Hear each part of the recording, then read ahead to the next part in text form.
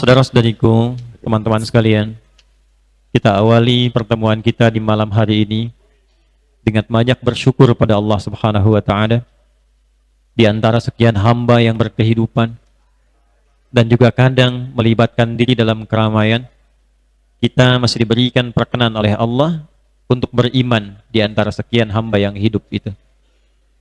Dan di antara sekian hamba Allah yang beriman, kita masih diberi kesempatan untuk membuktikan iman itu dengan menenun amal saleh, khususnya menunaikan ibadah salat yang telah kita tuntaskan. Semoga salat yang telah ditunaikan sampai dengan malam ini diterima oleh Allah Subhanahu wa taala. Kita juga mesti banyak belajar. Ternyata boleh jadi ada orang-orang yang tidak banyak viral saat hidupnya, tapi saat wafatnya banyak perhatian yang tertuju, mungkin juga karena jejak amal-amal soleh yang ditinggalkan. Saya sebelum kesini tadi sempat bertakziah dan bertausiah di Pakuan untuk bisa memberikan gambaran-gambaran Al-Quran dan hadis-hadis Nabi Muhammad SAW tentang hikmah kehidupan dan kematian, khususnya pada aspek-aspek yang kadangkala kita tidak menduganya seperti itu. Manusia menginginkan sesuatu, Allah menginginkan sesuatu. Ketika keinginan kita dihadapkan pada keinginan Allah, maka ikutkan kepada keinginan Allah dan di situ akan ditemukan segala bentuk kemuliaan dan keistimewaannya. Terkadang hikmah dan keindahan itu baru didapatkan kemudian. Yang hebatnya selain menanamkan kedamaian, bisa mengganti kesedihan dengan haru kebahagiaan. Saya malam ini ingin mengajak kita juga sama berdoa, baik untuk Eril, Emeril, Hans, Mumtaz, ataupun juga pada adik-adik saudara-saudari kita lain yang mungkin luput dalam pemberitaan, yang kita bermohon kepada Allah Subhanahu wa taala sejenak, mudah-mudahan diterima oleh Allah Subhanahu wa taala kebaikannya, diampuni dosa-dosanya, dan diberikan limpahan rahmat lebih baik daripada kehidupan dunianya. Allahumma taqabbal minhu qabulan hasana, Allahumma ighfir lahu warhamhu wa'afihi wa'fu anhu wa akrim nuzulahu wa wassi' madkhalah wa naqqihi minal khataaya kama yunaqqa thawbul abyadu minad danas. Allahumma alhiqhu wa alhiqna ma'al ladzina an'amta 'alaihim minan nabiyyin was-siddiqin wasyuhada'i was-salihin wa hasuna ulaika rafiqa. Wa sallallahu ala sayyidina Muhammad wa ala alihi wa sahbihi ajma'in. Wa akhiru da'wana alhamdulillahi rabbil alamin. Hadirin sekalian, jika ingin melihat sosok yang baik, yang sejati itu banyak dikatakan lihat pasca wafatnya. Maka komen pertama Nabi menyikapi kematian itu yang di-like oleh para sahabat dan di-share sampai ke kita. Itu komennya sederhana, singkat, padat, tapi dalam. Udhkuru mahasina mautakum. Viralkan, sebut, hadirkan, ingat-ingat kebaikan-kebaikan orang wafat yang telah meninggalkan kalian. Jadi yang dicari bukan kekurangan, karena yang hidup pun pasti masih banyak salahnya. Hidupkan yang baik-baiknya itu, boleh jadi menginspirasi, jadi teladan, dan mengalirkan jariah bagi yang telah wafat. Nah, ternyata kebaikan-kebaikan yang diviralkan itu seringkali tampak setelah wafat. Karena itu Anda sering lihat kan, kadang orang meninggal itu yang melayatnya, yang mendoakannya, yang menyolatkannya, ya, boleh jadi itu isyarat kepada kita untuk belajar bagaimana meningkatkan amalan sebelum pulang. Itu yang dimaksudkan Quran surah ke-67 di ayat yang kedua. Huwallazi khalaqal mauta wal hayata liyabluwakum ayyukum ahsanu amala wa huwal azizul ghafur. Dialah Allah yang telah mencipta kematian dan kehidupan. Coba perhatikan urutan ayat ini. Kita akan membacanya menggunakan ilmu balaghah, bukan sekedar nahwu. Walladzi khalaqal mauta wal hayat. Sejenak kita ngaji fikih bahasa dulu. Teman-teman sekalian, biasanya kalau dalam urutan-urutan normal berkehidupan itu, saya ingin tanya, hidup dulu baru meninggal atau meninggal dulu baru hidup? Halo? Kenapa wajahnya jadi sendu begini? Hidup dulu baru meninggal atau meninggal dulu baru hidup? Hidup dulu baru meninggal. Tapi ayat ini mengatakan maut, wafat dulu baru hidup. Dan ini menggunakan pendekatannya takdim wa ta'khir. Ada yang diawalkan, ada yang diakhirkan. Menariknya kalimat hayat, hayat itu pakai alif. Hayatun. Sesuatu yang pakai alif, kalau dari segi pengucapan, itu menunjukkan kalimat yang dibaca mengalami pemanjangan bacaan. Fataha pendek, fa-nya pakai alif, fatah panjang. Tapi secara hikmah, kalau kita belajar filosofi bahasa nanti fikih lughah, setiap ada huruf yang mendapati di kalimatnya alif sehingga dibaca panjang, ini menunjukkan kesan yang dibangun ada proses yang panjang. Atau menginginkan waktu yang memanjang. Kenapa hayat diakhirkan dan pakai alif memberi kesan kepada kita? Umumnya setiap manusia itu merasa ingin hidupnya selalu lebih panjang. Hampir tidak ada yang ingin meninggal cepat-cepat. Boleh angkat tangan siapa yang mau meninggal? Tuh. Ya. Boleh angkat tangan siapa yang mau meninggal malam ini? Hampir menginginkan setiap manusia itu punya usia yang panjang. Ya, tapi tidak setiap orang yang menduga masanya panjang berkehidupan boleh jadi maut datang lebih cepat dari apa yang Anda duga. Ya, itu makna yang pertama kenapa maut didahulukan, hayat diakhirkan. Ya, karena itu boleh jadi. Dulu ada waktu Ramadan di tahun-tahun yang lalu ada orang soleh itu Pak, Ibu, teman-teman. Itu Masya Allah. Dan saya berjumpa, ini bukan kisah cocok-cocokan. Karena saya berjumpa dengan orangnya. Ini orang soleh luar biasa. Tinggal di pinggiran Jakarta, tiba-tiba datang orang Qatar, ingin dibangunkan masjid di situ, dan harus bapak itu yang rawat. Kita akan bingung melihatnya ini, dari mana Qatar nyampe ke situ, ya? Dan harus bapak itu yang rawat. Akhirnya amanah dituntaskan, dibangun, jadi bapak itu rawat. Mulai dari yang bukakan, bersihkan, adzan dan sebagainya. Dan Masya Allah, itu pulangnya pun di masjid itu. Lagi puasa Pak, nunggu bukaan tuh. Ya, beliau tidur-tiduran di pojokan, tiduran, merem-melek, meninggal. Kayaknya hati-hati tuh yang tidur-tiduran tuh. Merem-melek gitu ya. Nah, itu sangat luar biasa. Harap-harap nanti menjelang buka, ternyata Allah lebih sayang. Ditetapkan sesuai dengan waktunya. Ingat, kematian itu pasti. Yang menjadi pembeda itu adalah caranya. Karena itu, nanti ada di antara manusia itu, satu yang memohon sesuatu, mendapatkan persetujuan Allah, ingin menjadi syahid misalnya, dapat syahid. Ingin wafat saat sujud, dapat sujud. Ada yang demikian. Tapi nanti ada yang menginginkan sesuatu, Allah menginginkan lebih baik daripada itu. Ada juga yang demikian. Tapi pesan penting yang harus dibawa, jika terjadi satu kematian, atau kehidupan berlangsung, maka pesan pertama yang dititipkan oleh Al-Quran kepada kita yang masih hidup di sekitarannya adalah liyabluwakum ayyukum ahsanu amala. Sebetulnya untuk menguji kita di balik yang wafat itu, kebaikan apa yang ditinggalkan sehingga bisa kita teladani semasa berkehidupan. Sehingga saat pulang minimal mendapatkan perhatian dan doa yang serupa atau lebih dibandingkan itu. Sekarang tanyakan pada diri kita, kalau pulang kira-kira yang melepas siapa? Yang menyolatkan siapa? Ini kan kadang-kadang terjadi peristiwa unik, jenazahnya ada, tapi yang nyolatkan hampir tidak ada. Ini kan yang menarik, jenazah tidak ada, yang menyolatkan banyak. Coba besok lusa kalau pulang, siapa yang mau nyolatkan? Siapa yang mengantarkan? Siapa yang mendoakan? Itulah pesan yang dibangun sebelum kita kembali siapkan bekal. Jadi ternyata ada satu materi yang penting sebelum kita memohon husnul khatimah. Saya melihat kalau orang banyak berdoa, ini tidak salah, benar. Tapi ada yang kurang lengkap. Sering mendengar kalau berdoa minta husnul khatimah. Sering ya? Ya Allah berikan kepadaku husnul khatimah. Husnul khatimah itu kan kematian yang indah sebelum wafat. Tapi itu ada paketnya. Husnul khatimah itu bisa terjadi kalau ada amalan pendahuluannya. Apa amalan pendahuluan yang mengantarkan pada husnul khatimah itu? Yang dijaga lewat istiqamah sesuai dengan nama masjidnya. Itu yang coba kita bahas di pertemuan malam hari ini. Amalan yang mengantarkan pada husnul khatimah. Baik.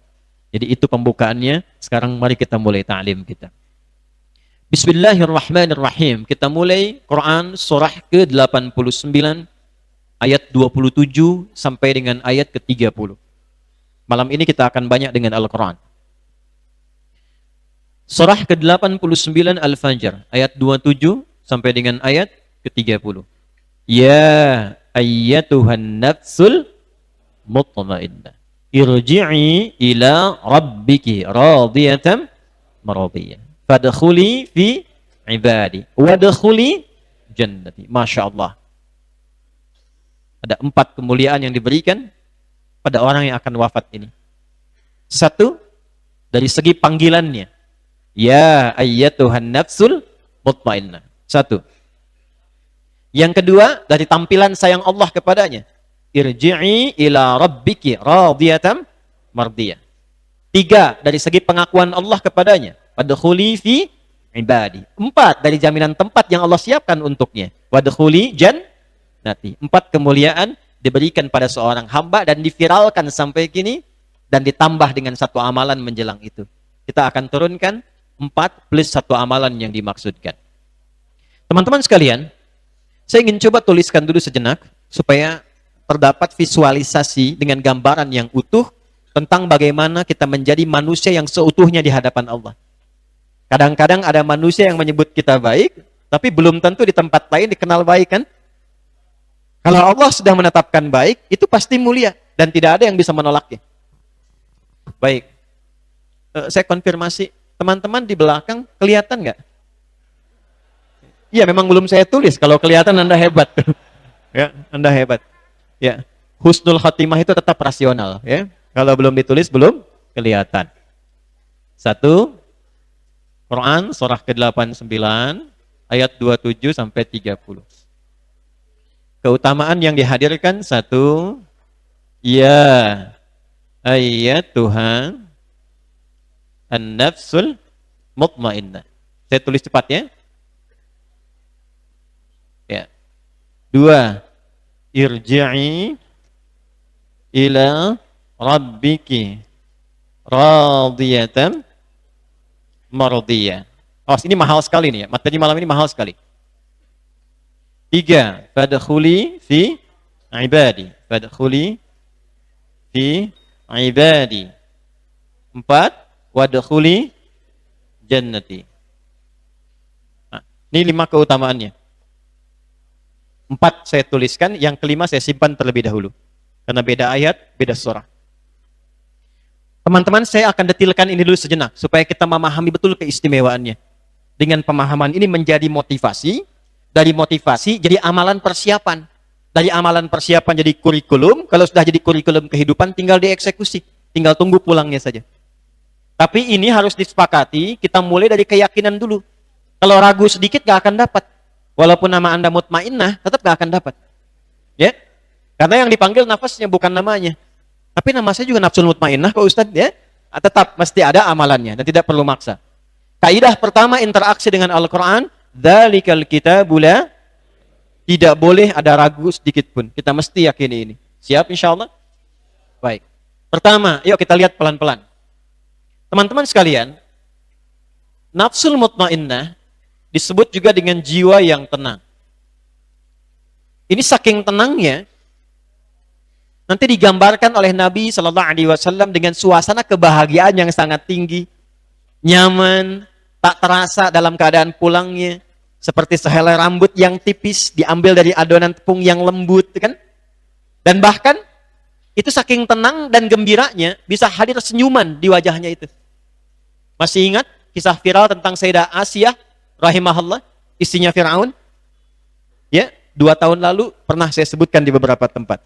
Sayyidah Asiyah itu meninggalnya dalam ancaman Fir'aun. Fir'aun itu ketika tahu istrinya beriman kepada Musa alaihissalam, ibu angkatnya itu, ya, kepada anak angkatnya beriman, yang membawa pendekatan kepada Allah, yang pertama dilakukan apa? Diancam, diikat, disiksa, jadi dieksekusi. Ketika diikat di tiang itu dan siap dieksekusi, nanti di antara kitab yang menunjukkan kisah viral ini, buka kitab namanya Al-Bidayah wan Nihayah. Ya, Al-Bidayah wan Nihayah 21 jilid. Lihat jilid yang kedua tentang kisahnya Musa alaihissalam. Dari perjalanan saat beliau mulai dilahirkan sampai ke ujungnya. Itu saat diikat kemudian di tiang itu, maka beliau hanya berdoa. Dan doa ini yang menghasilkan kondisi nafsul mutmainnah. Apa doanya? Diviralkan di Quran. Rabbi bnili baitan indaka fil jannah wa najjini min fir'auna wa amalihi. Ya Allah, aku nggak minta banyak. Dengan keyakinan kuat yang aku pilih saat ini di hadapan ancaman Firaun, mohon ya Allah anugerahkan kepadaku tempat pulang istana terbaik di surga. Dan selamatkan aku dari keburukan siksa Firaun ini, sehingga dengan keselamatan itu menjadi tanda bagi orang-orang yang hadir untuk beriman. Itu di akhir sakaratul mautnya pun masih bisa beramal soleh.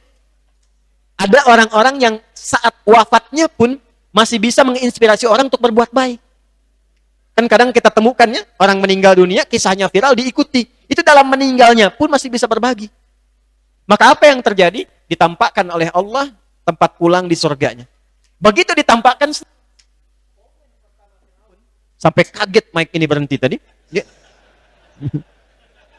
Ya. Komen pertama Firaun ketika melihat itu terjadi, ini perempuan katanya, mau disiksa kok senyum. Ini Firaun melihat dengan mata kepalanya, Asiyah melihat dengan mata batinnya. Tuh, kaget kan? Betul? Begitu ditampakkan keadaannya, senyum beliau. Dikomen oleh Firaun, di perempuan mau disiksa kok senyum. Maka diwafatkan oleh Allah Subhanahu wa taala dalam keadaan tersenyum sebelum Firaun menyiksanya. Saking tingginya kesenangannya, saking dahsyatnya. Saya menjelaskan nafsul mutmainnah, nanti kita simpan dulu. Saya ingin cerita tentang keadaan bagaimana kalau mendapatkan nafsul mutmainnah itu, maka cara pulangnya begitu indah. Ada senyum, ngajar, meninggal. Senyum, baca Quran, meninggal. Di Bogor itu, ada salah satu kolega kita juga, di MUI, seorang tokoh mengajar. Jamaahnya bertanya, Ustadz, apakah kalau meninggal bisa berjumpa dengan Rasulullah SAW? Dia jawab, bisa. Saking rindunya dengan Nabi bertanya. Begitu selesai bertanya, meninggal. Dan meninggalnya itu sangat mulia gitu. Itu orang-orang yang mendapatkan status nafsul mutmainnah, cara wafatnya itu sangat luar biasa. Dan peluang mendapatkan itu dibuka oleh Allah bagi setiap hamba yang memang menginginkan status itu. Karena itu dipanggilnya pakai ya. Disebutkan 361 kali dalam Al-Quran. Ya. Ada 14 dalam bahasa Arab huruf untuk memanggil. A, untuk yang dekat. Aya, ya, wa, banyak. Tapi di Quran yang disebutkan hanya ya. Karena ya mewakili semua jenis unsur panggilan. Nah dalam bahasa Arab, kalau dipanggil pakai ya, itu semua terpanggil. Mau yang dekat, yang menengah, yang jauh, atau mau minta bantuan, cukup pakai ya, semua dapat. Makanya kalau ada jemaah haji nanti berangkat, ada kesulitan panggil, ya, nengok semua tuh. Ini. Jadi seakan memberikan kesan bahwa fokus baik-baik, kesempatan mendapatkan nafsul mutmainnah itu oleh Allah diberikan terbuka pada setiap hamba.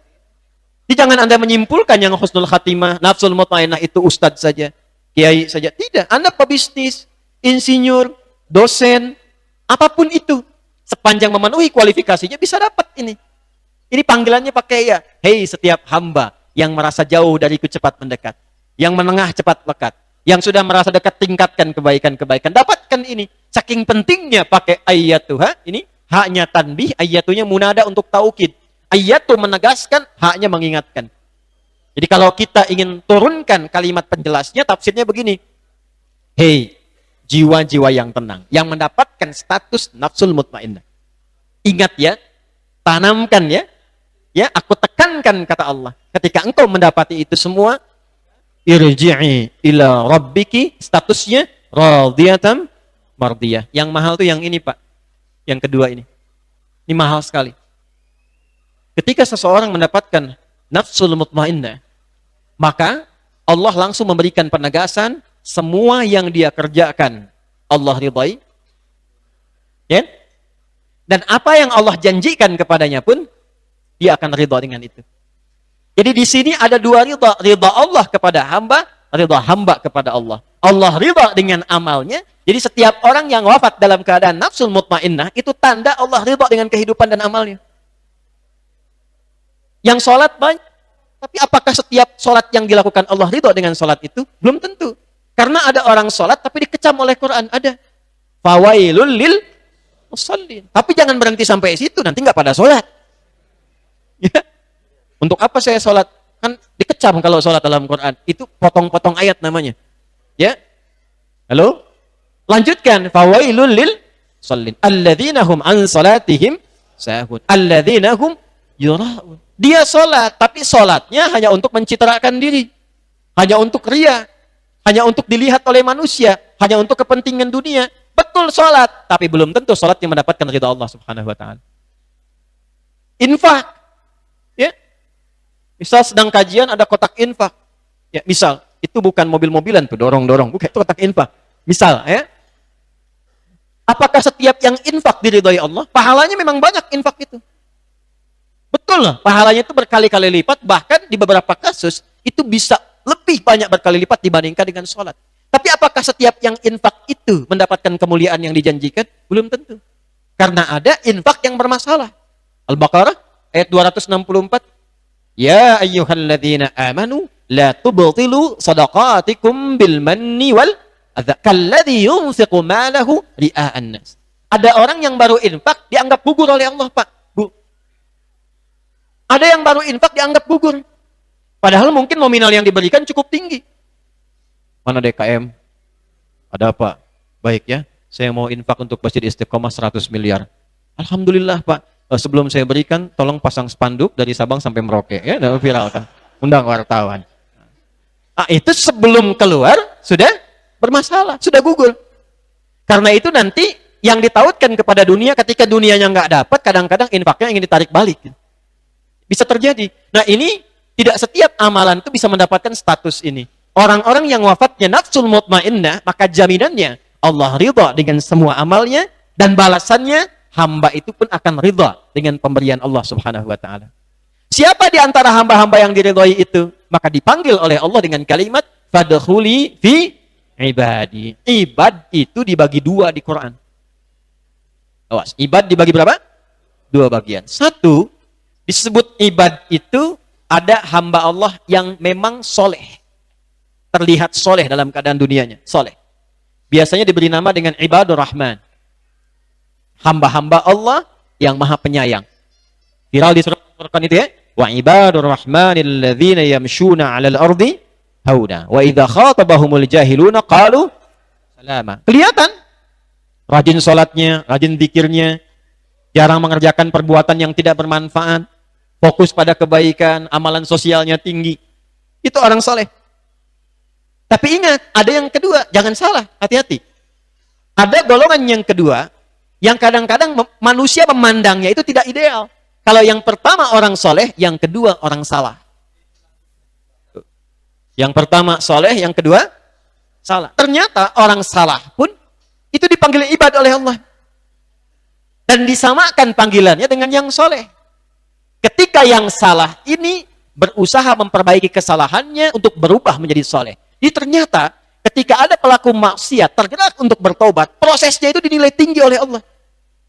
Karena itu sering saya katakan, Allah itu sangat mencintai pelaku maksiat yang mau bertobat dibandingkan orang soleh yang tidak pernah merasa salah. Bikin status ya. Ini nilainya tinggi dan disebutnya ibad. Diviralkan di Quran surah 39. Ya. Ayat 53. Awas. Jadi kesempatan nafsul mutmainnah, husnul khatimah, bukan hanya didapatkan oleh orang-orang yang terbiasa soleh. Mungkin ada orang yang sedang tobat, meninggal, dapat nafsul mutmainnah. Bisa jadi. Dan sebaliknya, orang yang tampak kelihatan soleh, itu wafatnya bisa terjadi kalau dia tidak mempertahankan kesolehannya dengan baik, bisa wafat dalam keadaan yang salah.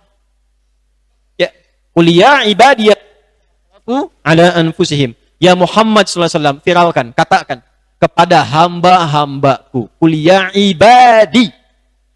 Hai hamba-hambaku. Hamba yang mana itu? Yang telah berlumur dosa. Israf itu melebihi batas kewajaran. Biasanya kalau ada pernikahan, ada prasmanan ya. Baik. Prasmanan itu berapa kali makannya? Yang wajar kan sekali. Kalau 10 kali ngantri, itu israf namanya. Ya, keluar, masuk lagi, ganti baju, balik lagi gitu kan. Ayo mahasiswa ini. Itu israf namanya. Nah, ada orang yang israfnya itu dengan dosa. Bahkan ada pada sampai titik kalau nggak ngerjain dosa seperti yang di sana, kayaknya belum lengkap salahnya. Mata udah biasa dosa, lisan sudah terbiasa, telinga udah nggak keukur. Bahkan kalau ada, misal kita sekarang di Bandung di kota nih, dengar orang sore yang melakukan kesalahan, dia belum pernah kerjakan, rasanya belum lengkap, dia kerjain juga. Itu israf. Di titik itu pun Allah masih berfirman, la taqnatu mir rahmatillah. Cepat perbaiki, jangan putus asa dari rahmatku. Makanya saya pernah katakan dan sering saya katakan, Fir'aun itu sefir'aun-fir'aunnya. Saya ulang ya, Fir'aun itu Fir'aunnya. Tetap diberikan kesempatan untuk meniti jalan taat. Kenal Fir'aun kan? Oh. Ini kena dampak pandemi tingkat tinggi. Begitu lulus pandemi, kenal Fir'aun. Kenal di mana? Ya. Fir'aun itu satu dari dua makhluk yang diviralkan dalam Al-Quran mengaku Tuhan. Satu Namrud yang di Al-Baqarah itu, kalau ayat 258, itu Namrud dengan Nabi Ibrahim berdialog. Dia mengaku Tuhan. Tapi, alhamdulillah, Namrud baru sifat, qala ana uhyi wa umit. Saya pun bisa menghidupkan, bisa mematikan. Kalau Fir'aun langsung mengatakan saya Tuhan. Ana rabbukumul a'la. Saya Tuhan kalian yang paling hebat. Fir'aun ngaku Tuhan. Manusia sekarang paling banter ngaku nabi lah. Ya kan? Ada yang malaikat pernah terjadi ya. Tapi nggak sampai ke level Tuhan. Saya tuh kadang-kadang heran ya. Sebenarnya nabi itu kasih rumus yang singkat, padat, berisi. Itu mahal, singkat, padat, berisi. Kata nabi itu, la nabiyya ba'di. Tidak ada nabi setelah saya. Kalimat itu tidak berdiri sendiri. Maksudnya apa? Ada kesan yang disampaikan Nabi, sepeninggal saya, akan ada orang-orang ngaku Nabi. Kalau ada yang ngaku, cukup katakan, lah, itu aja. Nggak ada Nabi setelah saya. Nah sekarang ini agak mengherankan. Jadi kalau ada yang ngaku Nabi, itu nggak usah heran. Nabi sudah komen. Yang heran itu setiap ada yang ngaku, ada pengikutnya. Padahal kata Nabi itu sederhana. La Nabi ya, ba'di. Kalau ada yang ngaku, katakan, lah. Ini kan kadang-kadang unik nih. AM, dulu pelatih bulu tangkis kan, aku Nabi. Ditangkap sama polisi kita, alhamdulillah. Diinterogasi, ditanya, kenapa ngaku Nabi? Saya ke Bogor Pak, dapat wahyu. Anda bisa bayangkan, orang ke Bogor dapat talas, dia wahyu kan? Alhamdulillah tuh, kondusif lagi. Naik level, malaikat. LE kan dulu ngaku malaikat kan? Sudah meninggal. Dan dulu sebelum gubernur yang sekarang, itu pernah minta izin pada gubernur untuk mendaratkan malaikat Jibril di Monas. Ya. Aku malaikat, tangkap polisi itu. Polisi kita jangankan teroris, malaikat tangkap tuh, Jibril. Ya, alhamdulillah kondusif. Kita doakan, kita support pada yang baik-baik. Nah teman-teman sekalian, Fir'aun lebih tinggi dari itu, ngaku Tuhan. Tapi apa yang terjadi? Allah dengan sifat Rahmannya mengutus langsung dua nabi. Anda bayangkan Fir'aun ngaku Tuhan, hobi bunuh orang. Ketika disampaikan info akan lahir seorang yang mungkin berpotensi menghancurkan singgasanamu, maka dekret yang keluar eksekusi. Setiap bayi yang lahir laki-laki. Jadi kalau ibu itu hidup di zaman Fir'aun dan sedang mengandung, gak tenang bu. Karena selalu akan diikuti.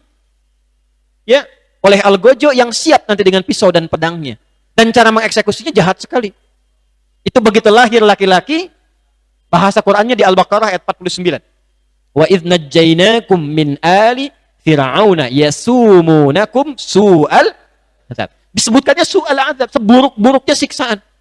Gimana cara menyiksaannya? Yudzabbihuna abna'akum wa yastahyuna nisa'akum. Ini dekat-dekat ke depan akan ada Idul Kurban nih. Hewan disembelih.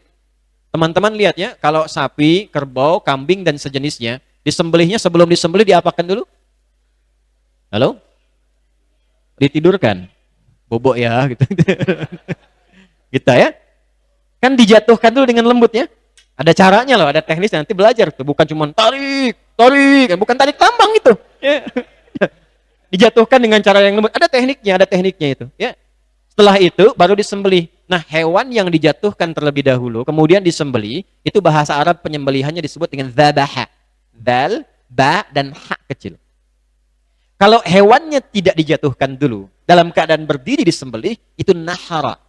Nun, ha, dan ra kecil. Inna a'tainakal kautsar. Fashalli li rabbika. Karena itu nahar untuk unta. Karena unta nggak dijatuhkan disembelihnya. Dalam berdirinya disembelih. Dzabaha jatuhkan dulu. Kalau sekali sembelihan itu kalimatnya sekali. Dzabaha. Dzabaha yadzbahu dzabhatan wa dzibhatan wa dzabhan. Sekali. Makanya kata Nabi sunnahnya tajamkan dulu pisaunya.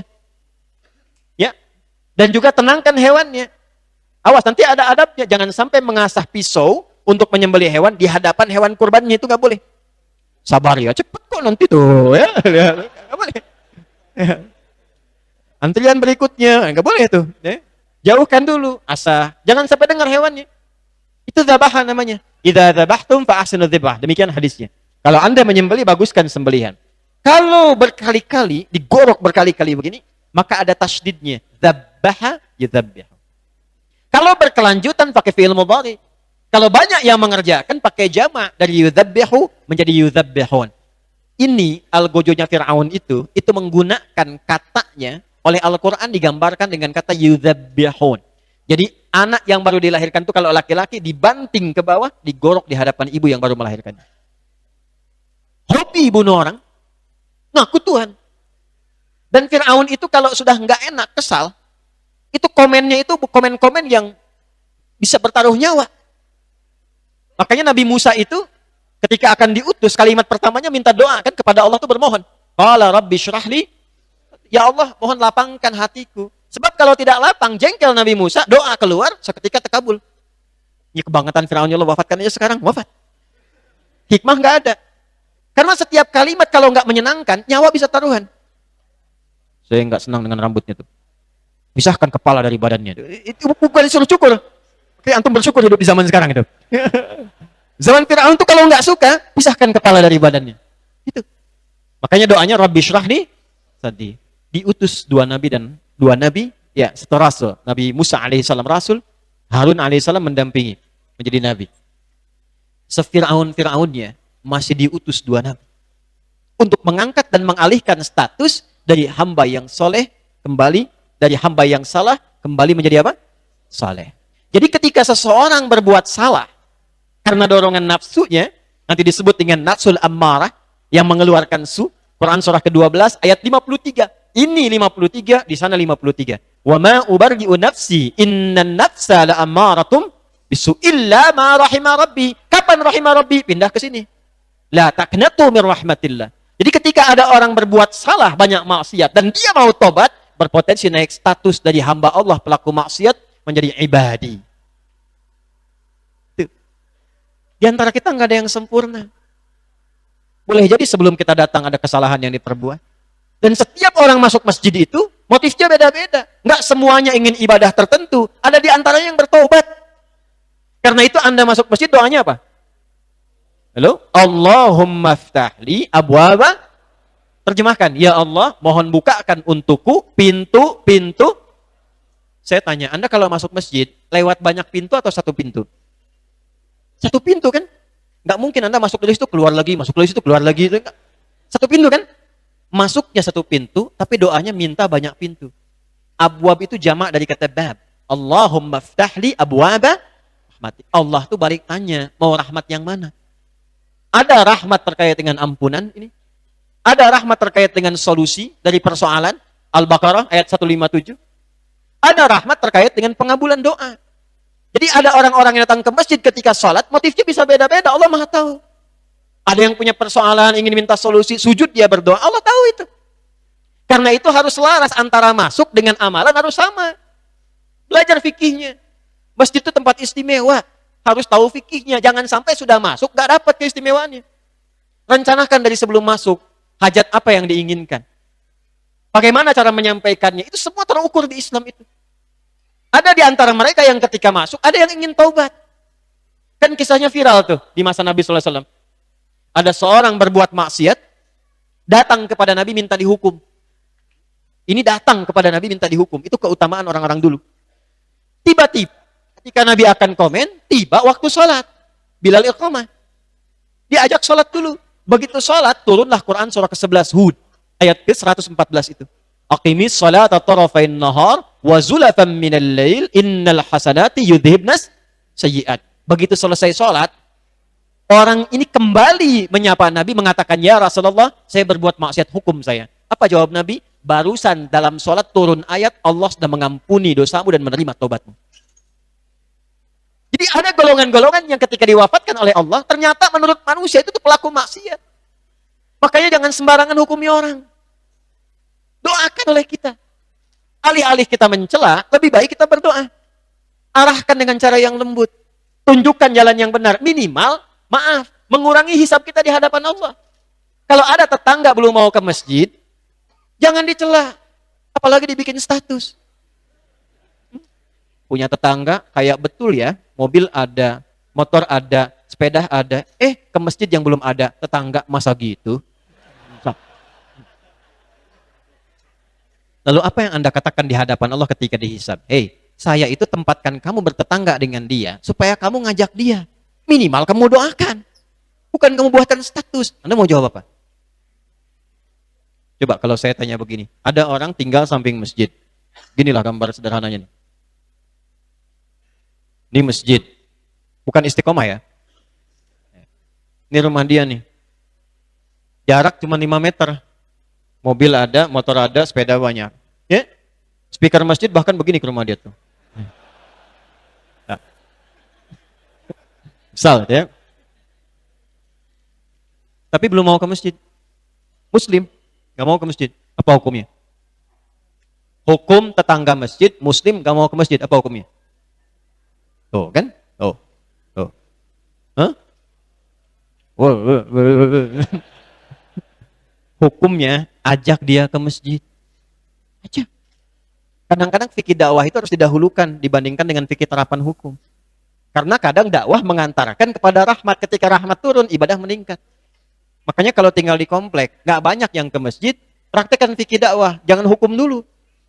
Ini orang-orang gak ke masjid terancam terbakar loh rumahnya. Terbakar. Hati-hati. Awas tuh ya. Awas, kalau nggak paham tuh jangan diikuti tuh. Ya.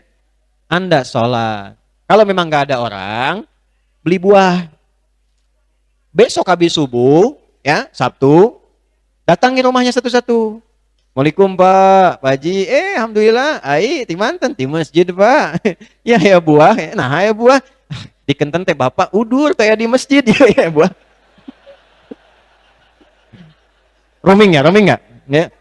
Kok bawa buah tumben? Tadi saya ke masjid nggak lihat Bapak, saya kira Bapak sakit, saya bawakan buah. Itu yakin saya, duhur ke masjid. Yakin saya. Kita aja dulu.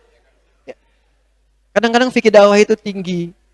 Dan itu lintas keyakinan. Dengan non-muslim, kan banyak hadis-hadisnya. Jika Anda memasak makanan, baunya sampai ke tetangga, awas, yang punya warteg, mau makan. Mahasiswa gunakan ini sebagai dalil yang paling efektif ya. Hadis Nabi, jika Anda masak makanan, baunya sampai ke tetangga, maka bagilah ia walaupun minyak kuahnya. Ya. Nah, tolong baca dengan benar. Jangan lihat terjemahan. Anda masak opor ayam, Anda makan ayamnya, kuahnya Anda bagi. Lalu tetangga bilang, kok cuman kuahnya? Hadis Nabi. Itu Anda yang salah paham. Ya, Anda yang salah paham. Walaupun hanya masak kuah, itu Nabi sudah prediksi. Sekarang kan banyak bumbu kan? Bumbu macam-macam. Mungkin yang dimasak kan tempe, singkong, tapi bumbu opor ada kan? Supaya tidak salah persepsi, tunjukkan kalau itu singkong. Ya. Tapi apakah hadis yang mengatakan kalau tetangga itu muslim saja? Tidak. Mungkin Anda punya tetangga Kristen, Hindu, Buddha. Dalam konteks kehidupan bermasyarakat, Islam itu indah. Bagi. Sakit tengok. Kesulitan bantu. Makanan masak kirimkan, ketok pintunya. Pagi Bu, pagi Pak, gitu. Aduh bawa apa itu? Ini ada makanan. Baik sekali. Bukan baik. Ini Quran yang mengajarkan untuk berbagi.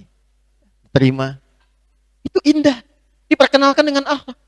Besoknya kan dia kembalikan pancinya kan. Dia ketok Assalamualaikum. Udah bisa Assalamualaikum tuh. Kan? Coba deh. Bu Haji gitu kan. Ini begitu dibuka. Oh iya panci ya. Bukan cuma mau nanya. Apakah hari ini Quran memerintahkan berbagi lagi? Apa-apa. Nah ini, jadi kadang-kadang orang itu menjadi soleh, dia ingin mencari jalan. Mungkin doa-doa yang kita panjatkan dalam tahajud itu yang menyentuh jiwanya. Tahu kan kisah Umar bin Khattab ketika beliau berubah menjadi saleh? Itu kan doa. Doa Nabi kan memohon kepada Allah untuk melembutkan hatinya. Ketika hati lembut, itu cuma dengar 2 huruf bergetar jiwanya. Toha. Dari keras itu jadi lembut. Kok bisa orang sekarang udah Yasin 1 surat gak lembut-lembut? Cara bacanya yang diperbaiki. Toha. Lembut hati. Kembali. Itu yang mungkin kita harus hidupkan kekinian. Itu yang menjadikan kehidupan tentram, nyaman, enak. Orang seperti itu pulangnya pun nyaman. Surga itu terlalu luas untuk kita sendirian. Sepanjang berkehidupan, tampilkan kemuliaan, kebaikan. Boleh jadi ketika seseorang berubah menjadi saleh, karena doa Anda, itu setiap dia berbuat yang baik, mengalir pahalanya untuk Anda. Gak cukup dengan amin, kerjakan dulu. Setelah itu apa yang terjadi? Kalau dia berubah dari yang salah kemudian taubat, yang soleh istiqamah, maka Allah kemudian firmankan, wadkhuli jannati, masuk ke dalam surgaku. Pertanyaannya surga yang mana? Karena pintu surga ada 8. Surga yang mana yang ditempati oleh orang-orang yang nafsul mutmainnah itu? Untuk menjawab ini semua, kita butuh yang kelima. Karena semua yang terkait dengan ini, jannahnya, ibadnya, amalan yang diridhoinya, nafsul mutmainnahnya akan kembali kepada satu ayat utama ketika hidupnya. Itu yang menjadikan ia mendapatkan bagian pancaran saat wafatnya. Makanya Al-Imam Al-Ghazali pernah memberikan pernyataan yang sangat indah. Orang tidur itu bagaimana keadaan bangunnya. Dan saat bangun dari tidur, itu biasanya akan terpengaruh dari keadaan tidurnya. Anda kalau beraktivitas begini, tidur, boleh jadi bermimpi bertemu saya. Bisa jadi. Atau bertemu teman di samping yang snacknya sempat terambil. Bisa. Bisa jadi. Karena kesan terbawa dalam mimpi itu saat mulai bangunnya. Nah sama, seseorang yang meninggal pun akan terpengaruh dalam keadaan kuburnya dengan amalan hidupnya. Apa yang dikerjakan sekarang, itu yang dibawa ke alam kubur. Dan suasana alam kubur itu yang menjadikan pancaran akhiratnya. Jadi kalau di kuburnya itu baik mendapatkannya, itu tanda saat bangunnya pun akan mendapatkan kebaikan. Karena dari itu, untuk mendapatkan fadkhuli fi ibadi, wadkhuli jannati, radiyatan mardiyah, nafsul mutmainnah akan kembali ke masa hidupnya. Maka ayat yang harus ditampilkan di sini Quran surah ke-16. Ayat 97. Bukallah. Ini poinnya. Yang ini menjelang wafat, yang ini masih hidup. Masih ingat tadi hidup bahasa Arabnya apa? Bahasa Qurannya? Walladzi khalaqal mauta wal hayat. Siapa yang mendapatkan kualitas kehidupan yang baik yang disebut oleh Al-Qur'an, itu yang mengantarkan pada keadaan nafsul mutmainnah. Kita bacakan ayatnya. Yuk, buka mushafnya. Kalau tidak boleh pakai aplikasi. Nanti kalau ngaji dengan saya lagi, disiapkan ya, sehingga nanti ada ketersambungan antara apa yang saya sampaikan dengan apa yang Anda simak. Insyaallah nanti mulai bulan depan kita terkurikulum ya. Di pembahasannya tersusun. Jadi tahu apa yang mau dibahas. Nanti saya siapkan juga resum-resum sebelum kita memulai materi. Supaya mengerti apa yang akan kita uraikan. Man 'amila shalihan. Ada ayatnya? Quran surah An-Nahl, ayat 97. A'udzubillahi minasyaitonir rajim. Bismillahirrahmanirrahim. Man 'amila shalihan. Ada? Dzakarin aw untha wa huwa mu'minun. Falanuhyiyannahu hayatan thayyibah. Di sini dulu saya berhenti. Disebut oleh Al-Quran hayatan thayyibah. Karena nanti ujung ayatnya hayatan thayyibah ini akan mengantarkan kepada husnul khatimah dan kemuliaan akhirat. Man amila salihah. Man ismun mausulun yadullu 'ala al-fardiyatil 'amiyah. Paham? Tidak. Man konjungsi kata sambung yang kadang bisa berperan sebagai subjek atau objek.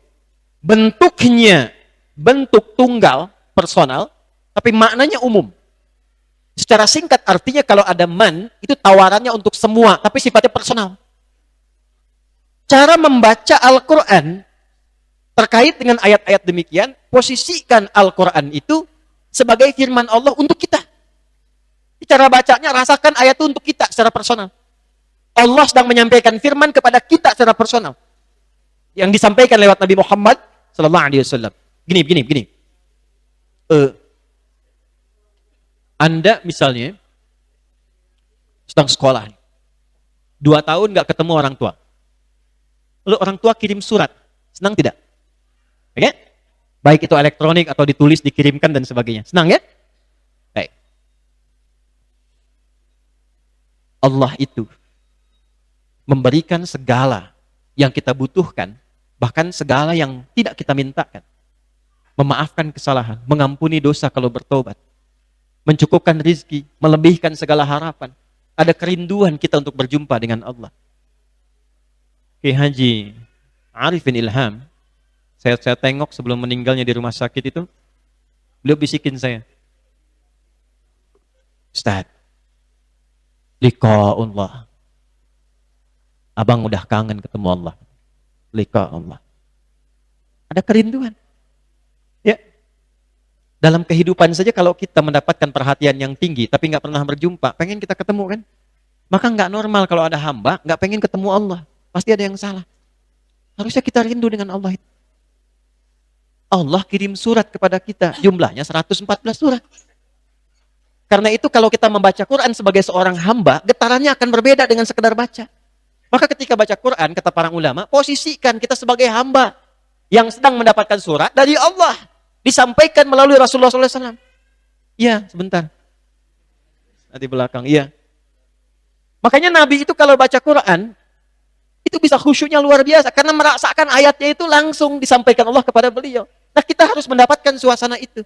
Itu diantara keteladanannya. Ayat ini untuk kita. Jadi ketika dikatakan man amila salihah, rasakan itu tantangan untuk kita. Surat dari Allah untuk kita. Hei kamu ahli hidayat, tuh kalau mau kita tarik ke diri kita. Kalau kamu mampu beramal soleh, siapapun yang beramal soleh, laki-laki, perempuan, umum, tapi personal sifatnya. Mau laki-laki, perempuan, tua, muda, besar, kecil, kaya, cukup, melampaui semua status sosial yang disematkan oleh manusia. Kalau ada orang, kata Allah, amila salihah, ini poinnya. Yang menghiasi kehidupannya dengan banyak mengkreasikan amal saleh. Nanti kita bahas. Min dzakarin au unta, ditegaskan lagi, baik itu lelaki atau perempuan. Awas ya. Dzakar dan unta itu bentuk personal. Bentuk tunggal personal, mewakili jenis manusia. Jamaknya nanti an-nas. Karena itu ketika Allah menyebutkan nas, dirinci kualifikasinya. Quran surah 49 ayat 13. Ya ayyuhan nas, umum. Siapa nas itu? Inna khalaqnakum min dzakari wa unta. Jenis manusia kata Allah ada dua. Kalau bukan laki-laki, perempuan. Di laki-laki dan perempuan. Manusia cuma ada dua. Kalau bukan laki-laki, perempuan. Tidak ada yang ketiga. Makanya contoh pertama manusia ketika diciptakan. Manusia pertama, Adam dan Hawa. Bukan Adam dan Hendra. Jadi kalau Nia saja. Ya, kalau Kurniadi saja. Siapa nama? Nia, Pak. Nama? Nia, Pak. Nama lengkap? Kurniadi. Gak usah aneh-aneh. Ya, dan kita doakan supaya kembali dalam kebaikan.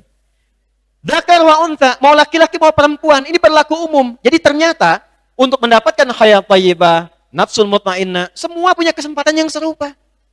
Dan Allah nggak nyebutkan status di situ. Untuk yang ustadz aja, nggak ada. Untuk yang kiai saja tidak. Semua terbuka. Yang apa? Wa huwa mu'minun. Pertama, man amila salihah min dzakarin wa untha wa huwa mu'min. Ini syarat pertamanya. Saya turunkan ya. Awas, hati-hati, lihat kalimatnya. Falanuhyiyannahu hayatan thayyibah. Maka jika ia banyak mengkreasikan perbuatannya sebagai amal soleh yang disupport oleh imannya, maka kami jamin, kata Allah, dengan keagunganku, aku akan tuntun kehidupannya mengarah kepada hayatan thayyibah. Ini hidup yang paling ideal.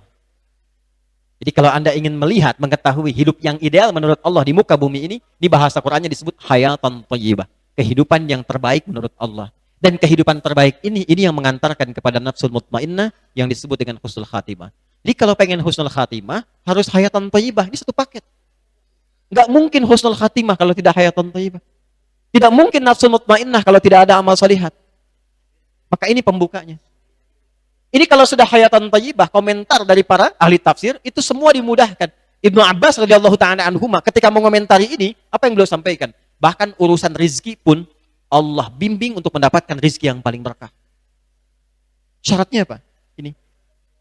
Jadi nafsul mutmainnah dengan rangkaian kemuliaan yang menunjukkan pada husnul khatimah dimulai dengan hayatan thayyibah yang pondasinya amal saleh. Sekarang kita masuk pada bagian terakhirnya. Maaf, saya ingin konfirmasi dulu. Kita sampai jam berapa? 11, 12, jam 2 subuh. Baik. Nggak apa-apa, nggak apa-apa. Nggak ada masalah, baik. Ya, insya Allah. Anda sampai subuh, saya jam 9 selesai. Baik. Fokus sini. Amal soleh. Amal itu ada 3. Ulang. Amal ada berapa? 3. 1, amalnya netral sifatnya. Disebut amal saja. Perbuatan saja. Tidak masuk soleh, tidak masuk salah. Jadi amal perbuatan biasa. Ya, amal perbuatan biasa. Makan, minum, itu setiap perbuatan bahasa Arabnya amal. Setiap pekerjaan perbuatan kita. Makan perbuatan bukan? Ya, minum pekerjaan, bekerja, belajar, sepanjang kita bergerak itu amal namanya. Dari ujung kepala sampai ujung kaki itu amal. Anda yang kuliah itu amal. Anda yang di rumah tangga itu amal. Ya. Alhamdulillah. Status amal itu bisa netral di sini. Bisa berubah yang kedua. Disebut dengan su, amal sayyiat atau amal su. Saleh, salah, amal salah. Ketika menyimpang dari nilai-nilai kemuliaan yang telah Allah tetapkan. Contoh. Apa fungsinya lisan? Ulang. Apa fungsinya lisan, mulut? Bukan. Tuh kan? Ternyata fungsi lisan itu bukan untuk bicara. Jangan salah. Selama ini infonya kurang tepat. Lisan itu bukan untuk bicara. Lisan itu untuk bicara yang baik-baik. Betul kan? Betul. Ya ayyuhalladzina amanu la yasraqu min qaum. Man kana yu'minu billahi wal yawmil akhir falyaqul khairan aw liyasmut. Siapa yang merasa beriman kepada Allah, yakin dengan hisab di hari kiamat, katakan yang baik-baik. Katakan yang mulia, tak mampu diam. Ya. Kalau tak bisa katakan cinta, katakan yang mulia, katakan yang baik. Bukan katakan celah, katakan putus, katakan ini, katakan itu, tidak. Halo? Yang baik. Jadi fungsi lisan itu untuk bicara yang baik. Itu netral umum. Makanya jangankan insan beriman, yang belum beriman pun kalau berkata yang hatinya pasti menolak. Pasti menolak. Apa fungsi mata? Oh, sudah benar kan? Karena itu ketika melihat yang tidak baik, hati pasti menolak. Anda buka handphone, mau lihat tayangan, judulnya memang taklim, tapi iklannya, iklan maksiat. Hati Anda pasti protes kan? Gak benar tuh, istighfar. Anda langsung istighfar, astagfirullah. Tapi mata tetap begini.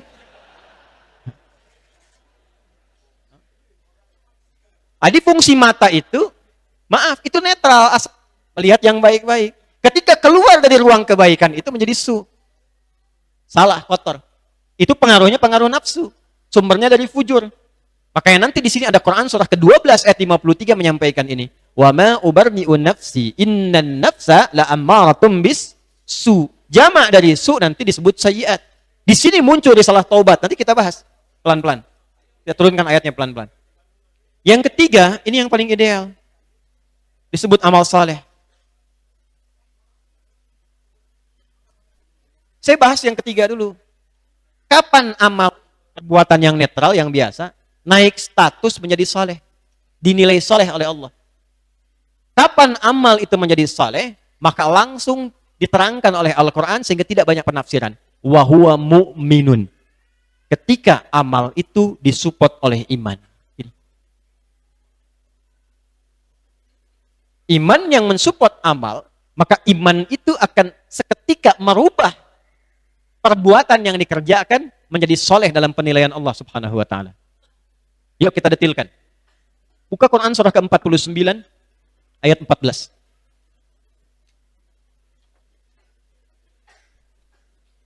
Saya ingin bedakan antara muslim dengan mukmin. Pelan-pelan. Kisahnya dulu ya. Ada beberapa orang Arab Baduy datang kepada Nabi Sallallahu Alaihi Wasallam. Dari padang pasir datang kepada Nabi. Arab Baduy itu bahasa Arabnya Arab. Ada Arab itu beda. Kalau Arab itu orang Arab kota. Ya, ada min Arab, misalnya Arab kota. Arab itu dari padang pasir. Karakternya beda. Qalatil a'rabu amanna. Ada segelintir orang Arab Badui mengatakan kepada Nabi, kami telah beriman, kami mukmin. Maka turun jawaban langsung dari Allah. Qul, katakan Muhammad pada mereka, lam tu'minu. Kalian belum beriman yang sejati. Belum naik status jadi mukmin. Walakin qulu aslamna. Tapi cukup katakan, kami baru masuk Islam. Karena syarat pertama masuk Islam itu mengucapkan kalimat iman. Kalimat iman diucapkan di lisan. Asyhadu an la ilaha wa asyhadu anna Muhammadan. Nah, itu kalimat iman namanya. Kalimat itu mesti sampai ke dalam hati. Kalau cuma di lisan, nggak sampai ke dalam jiwa, nggak sampai ke dalam hati, nanti tidak akan jadi bimbingan untuk berperilaku. Walamma yadkhulul imanu fi qulubikum, imannya belum sampai ke hati. Karena belum sampai ke hati, maka pergerakan tubuh itu belum ada pengaruh dari iman. Jadi kalau kalimat itu diucapkan sampai ke dalam hati, ke jiwa kita, nanti ada pancaran ke seluruh anggota tubuh yang membimbing tubuh kita untuk bersikap. Bimbingan dari iman itulah yang menjadikan amal dari tubuh kita menjadi saleh. Kalau cuma kemudian di lisan diucapkan nggak sampai ke sini, nggak bisa teruji. Dari mana taunya kita kalau iman itu sudah sampai ke dalam hati? Maka diujilah oleh Allah dengan apa yang disebut dengan ibadah. Karena itu konsepsi ibadah pada asalnya, pada dasarnya, itu diperintahkan oleh Allah untuk mengkonfirmasi keberadaan iman dalam jiwa kita. Makanya ketika diminta kita menunaikan ibadah, itu merespon bagian tubuh kita. Contoh, ibadah yang paling pokok setelah iman itu salat. Yang pertama kali disandingkan dengan iman. Al-Baqarah ayat 3. Alladzina yu'minuna bil ghaib wa yuqimuna shalah. Ketika kita akan menunaikan salat, kan diawali dengan panggilan. Apa panggilannya? Adzan kan? Adzan ya? 5 kali dalam sehari kan? Coba lihat. Fokus baik-baik. Allahu akbar, Allahu akbar. Jujur katakan pada diri kita masing-masing. Ketika mendengar suara itu, ada getaran nggak di hati? Ada kan ya? Nah, kalau belum sampai ke dalam jiwa, apalagi belum mengucapkan di lisannya, mungkin biasa saja mendengar adzan. Allahu akbar, Allahu akbar. Ya biasa saja seperti mendengar yang lain. Kalau ada yang demikian dan dia memang belum beriman, karena belum ada iman. Tapi orang yang imannya sudah masuk ke dalam jiwa, maka responnya akan beda. Allahu akbar, Allahu akbar. Ya Allah sudah adzan. Begitu. Nanti bergantung kekuatan iman. Ketika imannya kuat, langsung ingat Allah. Itu yang disebut di Quran surah 8 ayat kedua. Innamal mu'minuna alladzina idza dzukirallahu wajilat qulubuhum. Kalau disebutkan nama Allah, ada getaran dalam hatinya. Getaran kan macam-macam. Ada getaran cinta, getaran khawatir. Ya, khawatir kan kalau di jalan tol, tiba-tiba ada polisi sedang berjaga, kan ada getaran tertentu yang menjadikan hati terombang-ambing. Ya kan? Ada getaran cinta, ada getaran taat. Wajilat qulubuhum, ada getaran dalam jiwanya. Dikonfirmasi, hati-hati tuh. Ya, mengaku muslim, tapi ketika adzan gak ada getaran, itu mesti takut tuh, hati-hati. Ya, karena konfirmasi iman itu pertama lewat ibadah. Semakin tinggi imannya, bahkan sebelum dipanggil udah siap-siap. Ini jam 9 kurang seperempat. Dia sudah nunggu besok subuh. Padahal subuh belum tiba waktunya. Ada yang begitu. Dan dahsyatnya, ketinggalan ibadah sunnah pun bisa gelisah. Itu menunjukkan semakin tinggi imannya. Allahu akbar, Allahu akbar. Sudah adzan nih. La ilaha illallah. Baru adzan, belum qomat. Masih ada imannya. Hanya statusnya tidak setinggi yang pertama tadi. Allahu akbar, Allahu akbar. Kecilin toanya. Huh? Tapi muslim. Oh, ada masalah dalam imannya. Jelas? Maka dibantu supaya masalahnya tuntas, bukan dihujat. Dibantu supaya masalahnya tuntas, dijelaskan dengan cara yang baik. Balik ke sini. Maka dari itu, ketika kita menemukan ibadah-ibadah, sejatinya ibadah itu untuk mengonfirmasi iman, sehingga merubah status amal itu menjadi soleh. Itulah yang menjadikan setiap menemukan kata iman dalam Al-Quran, seringkali disambungkan dengan amal soleh. Baik dengan kalimatnya amal soleh, atau jama' amilus solehat, atau detil amalan-amalan rinciannya. Contoh, wal asr, surah 103, innal insana lafi illa alladhina amanu wa amilus salih. Wa basyiril ladzina amanu wa amilus salihat. Jadi kapan kita mendapatkan amal itu menjadi saleh? Kalau dikonfirmasi oleh iman. Apa itu iman? Singkatnya, meyakini dan menjadikan seluruh amal itu tertuju kepada Allah Subhanahu wa taala. Karena itu nama lain dari iman adalah tauhid. Iman, nama lainnya tauhid. Nama lain dari tauhid adalah akidah. Nama lain dari iman apa? Nama lain tauhid apa? Tidak. Iman adalah puncak keyakinannya. Tauhid pembuktiannya, mengarahkan semua yang itu tertuju kepada yang ahad. Tauhid itu karakter sifat dari kata wahada yuwahidu tauhidan. Wahada itu mengarahkan kepada yang ahad. Siapa yang ahad itu? Allah. Dari mana taunya? Qul huwallahu. Mengarahkan kepada yang ahad disebut tauhid. Keyakinan yang dibangun untuk mengarahkan kepada yang ahad disebut dengan iman. Mengikat itu dalam jiwa supaya tidak lepas disebut dengan akidah. Itu gambarannya. Karena itu ketika Anda mengerjakan segala hal dan ditujukan semua perbuatan itu untuk mendapatkan ridha Allah, maka naik status setiap pekerjaannya menjadi saleh. Dan bersyukurnya kita kepada Allah dengan syariat Rasulullah SAW, Allah menginginkan setiap perbuatan kita dari bangun tidur sampai tidur lagi itu menjadi amal soleh. Makanya kalau ada waktu yang terbuang dari aktivitas kita tidak menjadi amal soleh, berpotensi rugi. Berpotensi rugi. Karena itu hanya di dalam Islam kita syukuri ini. Yang semua perbuatan dari bangun tidur sampai tidur lagi itu ada bimbingannya sehingga menjadi ibadah dan bernilai amal soleh. Kalau nggak percaya, silahkan cek. Sesuatu yang menjadikan, bimbingan yang menjadikan perbuatan menjadi amal soleh, sifatnya ibadah, biasanya dibuka dengan doa. Karena itu sholat itu nama lainnya doa. Di kitab fikih sholat hiyat doa. Isinya doa semua. Dan doa itu pembuka awal yang menjadikan setiap amal jadi soleh. Sekarang silahkan cek. Semua perbuatan kita dari bangun tidur sampai tidur lagi, itu pasti ada doanya. Di doa itu satu perannya mengubah aktivitas jadi soleh, jadi ibadah. Yang kedua memberikan bimbingan di balik makna doa itu. Itu ada maknanya. Saya tanya pada Anda, kalau bangun tidur ada doanya enggak? Ada. Nah doa yang dibaca itu menjadikan baru bangun aja udah amal soleh. Coba, sudah berapa usianya? Beda-beda. Ada yang puluhan tahun, belasan tahun dan sebagainya. Sudah berapa kali tidur? Banyak. Ya. Bangun tidur, tidur lagi. Habis tidur, tidur lagi. Bangun, tidur lagi. Okay? Banyak tidurnya ya? Gak apa-apa, nanti Islam tuh lengkap. Bab tidur juga ada. Bab tidur, jangan salah. Tidur itu bisa jadi ibadah. Ada seorang hamba yang dimuliakan oleh Allah karena tidur. Ya, itu banyak itu. Ashabul Kahf itu kan dapat karomahnya karena tidur. 309 tahun. Tapi dilihat bagaimana tidur jadi ibadah. Ya? Itu ada turunannya. Ada seorang yang dimuliakan oleh Allah karena tidurnya. Padahal orang sekitarnya protes. Ini dahsyat sekali. Tetangganya mengadu begini temannya. Kamu ini kerjaan tidur mulu. Tidur. Bangun kok cuma sholat. Ya. Habis itu tidur lagi. Makan, tidur lagi. Apa jawabannya? Ini yang dahsyatnya yang mahal. Saya itu tidur untuk menghindari maksiat. Jawabannya. Saya tidur untuk menghindari maksiat. Jadi saya bangun secukupnya saja untuk mengerjakan apa yang harus saya lakukan. Selesai itu, saya tidur. Wah, itu ilmunya mahal sekali itu. Tapi nggak sembarang dipraktekkan. Mahasiswa tidur di kelas kan, dosen tanya, kenapa tidur? Menghindari maksiat, Pak. Bisa. Balik sini. Bangun tidur tidak ada doanya. Doa itu yang mengkreasikan, bangun langsung jadi amal soleh. Dan ketika jadi amal soleh, dapat pahala. Perbuatan baik yang berubah jadi amal soleh, yang punya potensi pahala, berubah nama nanti. Dari ibadah, jadi amal soleh, jadi hasanah namanya. Setiap ada perbuatan dibuka dengan doa, jadi amal soleh, bernilai hasanah, poinnya 10. Poin itu poin akhiratnya, bukan dunianya. Nanti ditampakkan saat sakaratul maut. Akan ditampakkan hasilnya. Ya kalau pengen cepat lihat, ya silahkan. Ya. Sesuai waktunya. Sesuai ajalnya ketika tiba.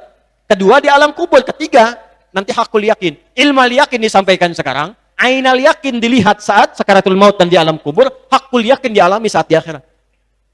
Jelas ya? Jadi ada ilmal yakin, ainal yakin, hakul yakin. Nah, isi doa itu membimbing kita bagaimana beraktivitas yang baik, cara bangun yang benar. Contoh begini, saya tanya dulu ya. Doa bangun tidur gimana bacanya?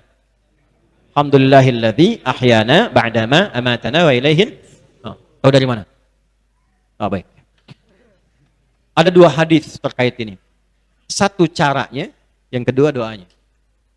Hadis pertama caranya di Abu Daud. Sunan Abu Daud nomor hadis 1367. Riwayatnya dari seorang anak kecil yang pada saat itu numpang tidur di rumah kerabat beliau, di rumah Sayyidah Maimunah.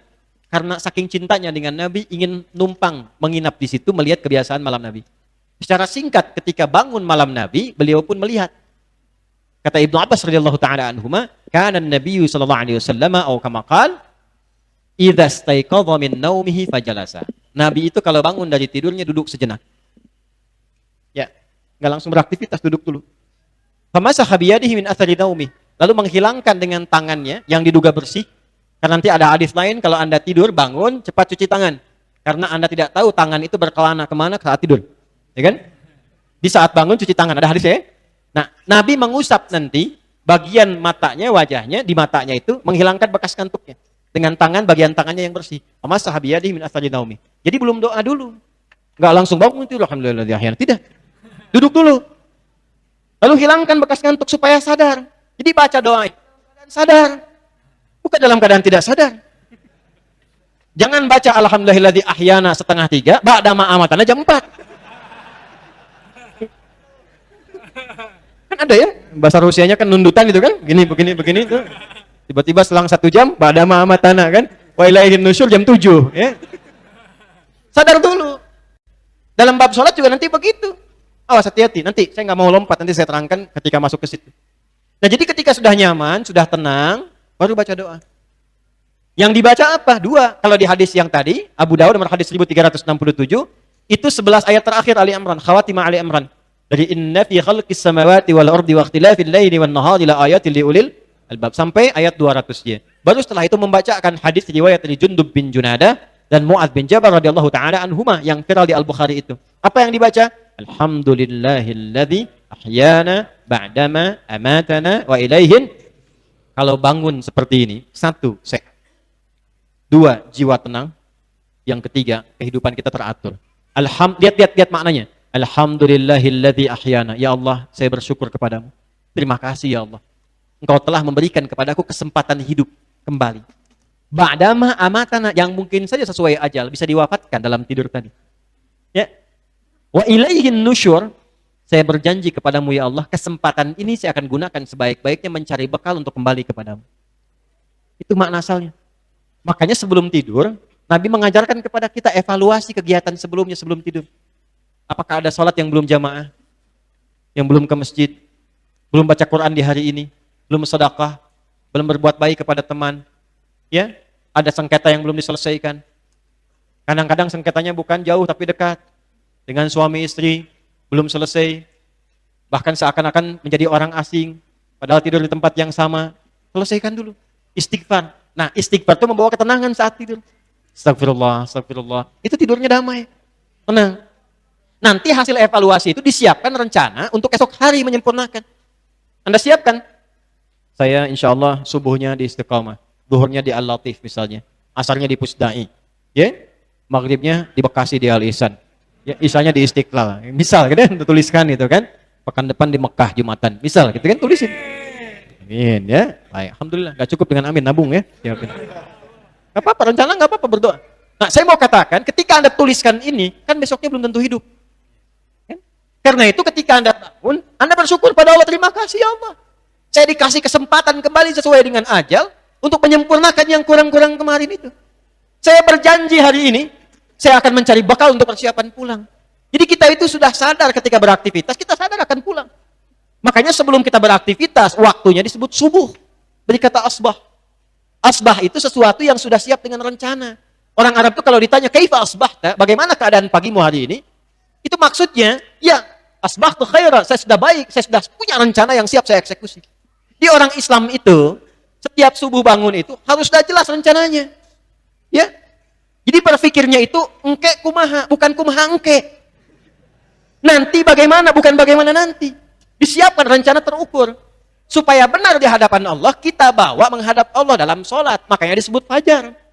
Sebagai pancaran iman kita. Datanglah kita dalam sholat. Minta persetujuan dari Allah, minta taufik. Berdoa kita, supaya diberkahi.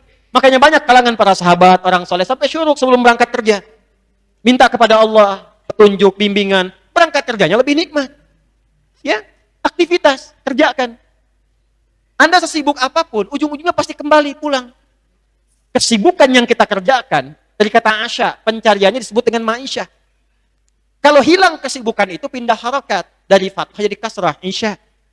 Kasrah itu kalau belajar bahasa Arab di fikih lughah, itu menunjukkan satu harakat yang lembut.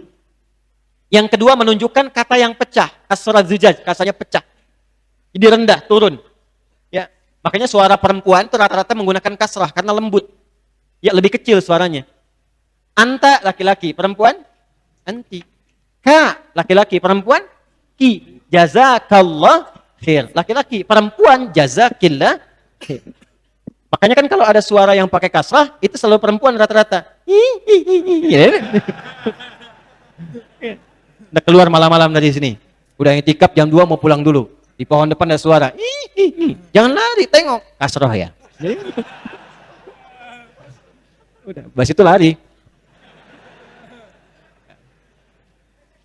Nah, sesibuk-sibuknya pasti akan selesai. Turun, mengecil, dan tertidur. Karena itulah ketika Anda Asya, mencari Ma'isya sibuk, pada akhirnya akan tiba waktu Isya. Harakatnya jadi ke bawah kasrah. Akan hilang semua itu. Pada akhirnya akan tertidur. Dan mungkin tidur itu mengantarkan kepada tidur yang abadi sebagai jembatan menuju akhirat. Apa bekal yang mau dibawa? Makanya sebelum tidur panjang, kita kumpulkan bekal dulu. Persiapan mudik. Lihat kemarin yang mudik itu. Bekalnya kan luar biasa. Dan maaf ya, orang itu berani mudik, itu kalau punya bekal. Makanya kalau nggak ada bekal, itu malu mudik itu. Ya, saya pernah tanya, kenapa nggak mudik? Ada bekal, Ustaz. Tapi ketika ada bekal itu luar biasa. Nah itu bangga, ngabarin dulu ke rumah. Ya, tunggu aku di sana sayang. Sampai dituliskan tuh kan. Ya, itu luar biasa, tulisin di motor. Anda bisa kebayang nggak? Motornya bebek, bekalnya singa. Ya. Pakai dus, tambah pohon pelepah pisang belakangnya kan, tambahin lagi. Supaya banyak yang dibawa. Dan di sana ketika tahu akan pulang, disambut. Jadi citra akhirat itu miniaturnya sudah diberikan di dunia, disambut tuh. Insya Allah badai mudik, rumah dicat. Ya kan? Semua diada-adain. Ya kan? Bahkan menu makanan juga luar biasa. Terjadi keajaiban, bertambah dari 7 jadi 8 di dunia. Ya kan? Kalengnya kongguan isinya rangginang. Dalam dunia mana kan? Kumpulkan semuanya, disambut baik. Itu citra dunia. Di akhirat pun begitu. Jangan kira nggak disambut, disambut. Kalau bakal kita cukup bagus, baik, pulangnya enak, itu malaikat nyambut. Dan kalimatnya jelas di Quran surah 13. Ya, ayat ke-24. Salamun alaikum bima sabaratum fa ni'ma uqbaddar. Selamat ya, bisa ke surga, disambut itu. Anda sabar saat menjalani amal soleh saat di dunia. Sekarang silakan nikmati tempat terindah yang belum pernah dijamah. Fa ni'ma uqbaddar. Jangan dikira kita baca doa itu hanya baca saja. Tidak, itu bimbingan kita beraktivitas. Itu mahal. Itu baru bangun. Pakai baju ada doanya enggak? Ada, makanya kalau baca doanya nggak mungkin pakai pakaian yang haram. Mustahil. Nggak mungkin pakai alas kaki yang haram. Nggak akan mau korupsi. Karena doanya membimbing kita untuk mencari yang benar. Kita itu sudah dijamin dengan rezeki yang halal. Kenapa masih mencari yang haram? Jadi kalau kita mengerti tentang bimbingan doa itu bukan sebatas dibacakan, itu akan menata perilaku kita lebih baik. Itu yang menjadikan kita mulia. Kalau tahu cara mencari nafkah dengan doa yang benar, nggak mungkin berbuat ulah saat bekerja itu. Tidak mungkin melanggar ketentuan, tidak mungkin berbuat maksiat. Itu yang kita butuhkan. Dan undang-undang negara ini sudah mendukung itu. Di undang-undang pun mengajak kita untuk soleh. Masih ingat pasal 29 ayat 2 itu? Negara menjamin kemerdekaan tiap-tiap penduduk untuk memeluk agamanya masing-masing dan beribadah menurut agama dan kepercayaannya itu. Jadi negara pun menjamin. Anda yang mahasiswa belajar itu, coba baca Undang-Undang Sisdiknas. Ya, nomor 20 tahun 2003 itu. Nggak usah ke pasalnya dulu deh, lihat bab menimbang itu, poin B, nomor 2. Saya itu menghafal. Jadi saya itu jadi mahasiswa, saya baca apa dalilnya, apa ayatnya, apa tuntunan di negara saya. Sehingga saat yang bersamaan kita menjadi warga negara yang baik, dan menjadi hamba Allah yang mulia. Minimal berikhtiar untuk itu. Ya kan? Jadi undang-undang mengamanatkan kepada negara, untuk menyelenggarakan dan mengusahakan satu sistem pendidikan yang meningkatkan keimanan dan ketakwaan kepada Tuhan Yang Maha Esa serta akhlak mulia. Ya, dengan satu sistem pendidikan yang diatur oleh undang-undang. Jadi untuk kita belajar pun bukan cuma sekedar pintar supaya soleh. Saya tanya pada Anda yang belajar di kampus-kampus yang menyebar di sini. Dari sekian lama Anda belajar, jadi ibadah enggak di hadapan Allah. Kalau cuma jadi pintar, IPK tinggi, jangankan Anda yang belum beriman pun bisa. Lalu apa beda iman Anda di hadapan Allah? Apa jawab Anda ketika ditanya? Apa pembuktian keimanan kita di hadapan Allah? Itu yang sekarang harus kita tampakkan.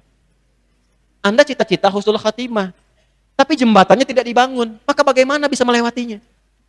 Maka dari sekarang, kita mesti jujur menyiapkan kurikulum kehidupan kita. Nah, cara cepatnya, saya tutup, tapi saya ingin membangun satu komitmen dulu. Maaf ya, ini jam 9:04.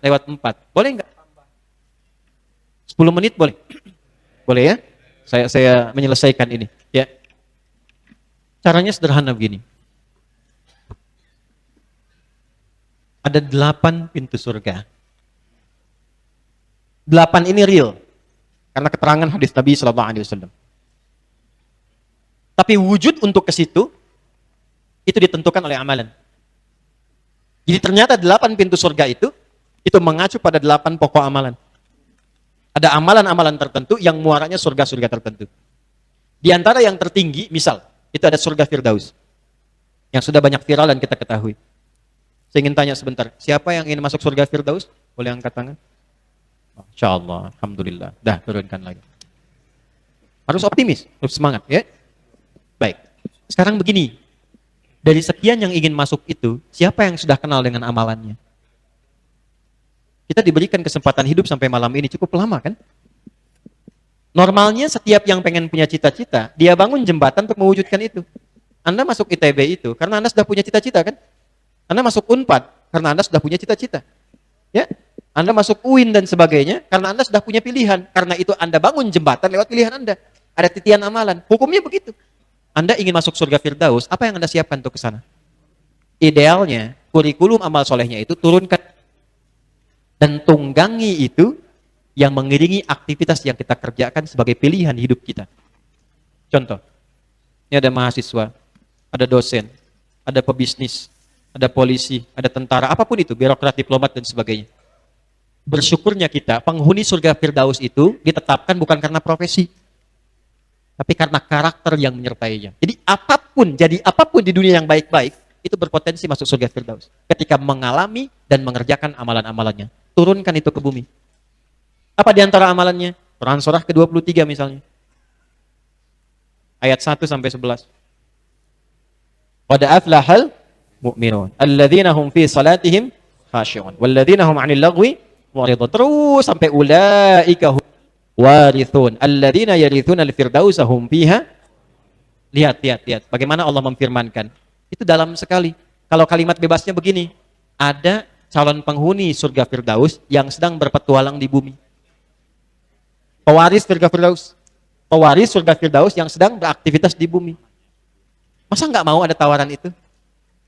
Sekarang kita bertanya, bagaimana caranya ya Allah menjadi bagian dari itu? Allah buat kualifikasinya. Itu turunkan oleh kita.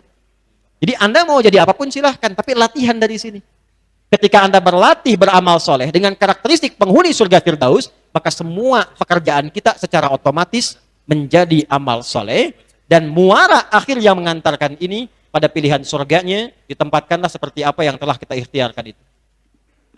Contoh, alladzina hum fi salatihim khashi'un. Anda mahasiswa pengen baik di sisi Allah, ingin masuk surga Firdaus, maka latih caranya salat yang khusyuk. Walladzina hum 'anil lagwi mu'ridun. Mulai sekarang yang enggak penting-penting tinggalkan. Nongtong-nongtong yang tidak penting, kumpul-kumpul yang tidak penting, membahas yang tidak penting, baca yang tidak penting. Jadi orang penting, karena hanya orang penting yang ditempatkan di tempat-tempat yang penting. Ketika Anda dinilai penting oleh Allah, maka kelasnya pun surga yang sangat penting. Ini poinnya. Latihan, turunkan ke bumi. Kalau itu sudah dilakukan, tunggang bukan hanya tenang, karena tenang itu ada dua. Sakinah, tumaninah. Sakinah, ketenangan yang didapatkan umumnya dalam kehidupan rumah tangga setelah melewati persoalan. Jadi kalau Anda sedang ada masalah, jangan Anda lah ya, misal orang lain. Suami istri sedang bermasalah. Ya, ribut misalnya tuh. Oh, berdebat ini itu, enggak ada yang mau ngalah. Saya sih menyarankan saja. Kalau ada suami istri punya persoalan, semua bersikap bijak. Bijak. Biasanya si perempuan, istri, itu baik Pak. Hampir nggak pernah pengen menang itu kalau ada perdebatan. Karena karakter perempuan, istri itu memang nggak pernah pengen menang. Tapi selalu berharap Anda mengaku salah. Ya Bu ya? Nggak pernah pengen menang tapi berharap Anda mengaku salah. Ketika sudah cair, biasanya kan tenang kan? Ya kan? Tenang gitu. Nah, ketenangan yang dilahirkan ketika badainya pergi, itu yang disebut dengan sakinah. Makanya orang Arab berkata, sakanati syajaratu idza dhahabat tirih. Ranting itu akan tenang ketika angin yang menerpa telah pergi. Itu sakinah. Tapi ketenangan yang dilahirkan lewat ibadah, itu tumakninah. Dua-duanya sama-sama tenang dan melatih jiwa. Karena banyak ibadah, maka jiwanya semakin tenang, jiwanya semakin tenang. Yang tadinya latihan tumakninah menjadi karakter. Ketika menjadi karakter berubah namanya dari tumakninah menjadi mutmainnah. Itulah asalnya jiwa yang berubah memiliki karakter tenang disebut dengan nafsul mutmainnah. Kapan mutmainnah itu diraih? Ketika jiwanya dilatih dengan ibadah. Ibadah yang mana? Ini kurikulumnya. Ingin surga Firdaus? Turunkan. Ingin surga Aden? Turunkan amalannya. Latih itu. Ketika sedang beribadah ada ketenangan. Itulah yang dimaksud tumakninah. Itu akan mengakumulasi jiwa. Ketika terakumulasi dalam jiwa, muncul qanaah, muncul tawakal. Itu yang dibawa sampai meninggal. Ketika meninggal dengan keadaan jiwa itu, maka panggilannya ya ayyatuhan nafsul mutmainnah. Nafsul mutmainnah tidak akan pernah diraih kecuali lewat proses hayatan thayyibah. Tinggal sekarang pilihannya pada kita semua. Malam ini diskusi keluarga. Mau pilih jalan yang mana? Ya, turunkan, belajar yang terukur. Turunkan satu-satu. Nanti amalnya turunkan. Udah konsentrasi di situ aja. Ya, dengan sifat karakteristiknya. Amalan dunianya silakan, tidak harus ditinggalkan. Kata ya dagang aja. Nggak harus jadi ustadz ketika ingin ustadz. Ya. Apalagi yang ngajar aja nggak apa-apa. Cuman spirit mengajarnya membawa karakteristik amalan-amalan penduduk surgawi. Turunkan itu. Dan minimal ada ketenangan dalam jiwa kita. Malam ini keluarkan. Siap ya? Diskusi dengan keluarga supaya kompak. Kalau sudah kompak, ringan amalnya. Jadi nanti kalimat surganya bukan hanya dituliskan di pintu rumah. Baiti, jan, rumahku, surgaku. Tapi amalannya tidak sampai ke situ. Itu repot nanti rumahnya ke surga, andanya tidak. Ya. Dan wa'iyadzubillah. Jelas sampai sini ya? Paham? Nah, ini yang saya ingin coba kita sama-sama awali malam taklim ini dengan awal yang baik. Kita harus mengerti tentang siapa kita. Bagaimana kita berkehidupan, kemana kita pulang. Maaf ya, sehebat-hebatnya Anda disanjung, setinggi-tingginya gelar, tetap pulangnya kembali ke Allah juga. Ya, Anda sekarang mau gelar profesor, doktor, bintang A, bintang B, C, pejabat ini itu, tetap ketika meninggal harapannya cuma satu, almarhum. Tahu artinya almarhum? Almarhum itu artinya yang disayang Allah.